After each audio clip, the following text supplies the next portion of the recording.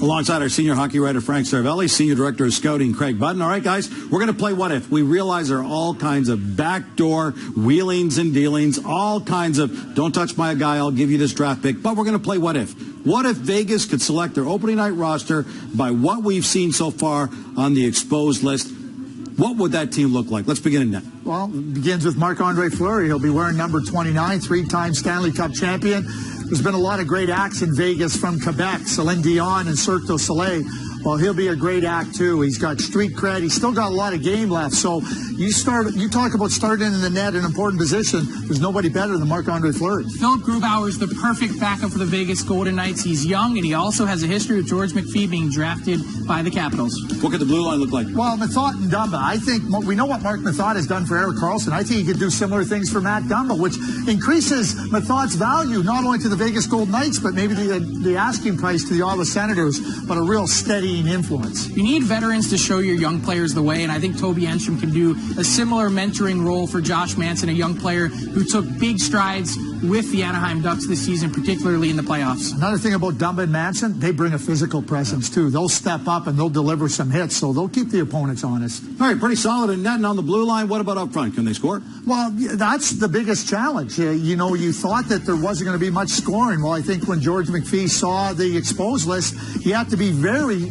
pleasantly happy to see what was there. But Vadim Shipachyov, he's an older Russian player, been very prolific in the KHL. He's already signed. He will be in the lineup on opening night. We know that. That's not a prediction. Very creative, and he can produce offense. Maybe the toughest decision, if they don't have a side deal worked out with the New York Islanders, would be picking Brock Nelson or Josh Bailey. Both are big offensive players that can contribute. Bailey had 56 points last year, but Nelson is the guy for me. We talked about how goal scoring would be at a premium. He was a 30-goal scorer 2 seasons ago. He's still just 25, has a manageable contract moving forward. I think at the end of that, he's still a restricted free agent that the Vegas Golden Knights could have under their control for a little bit longer.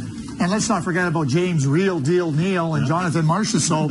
I mean, they can score. And again, you start talking about 25, 30 goal scores, that's significant for any team, let alone an expansion team. When the initial rules came out, a lot of people thought expansion team Vegas, because of these rules, they'll finish dead last. Do you think they can be competitive if they look like that? Listen, I didn't think they would be based on, I thought there'd be a mass redistribution of players. That didn't happen. So, yes, I absolutely believe they can be competitive. Maybe even Bill Foley's going to have to readjust his Stanley Cup prediction down to 4 years. No, I'm just kidding. Well, I think the real question is how good do you want to be if you're the Vegas Golden Knights? George McPhee has said that he wants to build this thing into the entry draft, not the expansion draft. Wouldn't that mean wanting to try and bottom out in the first couple years to get as many lottery ping pong balls as you can?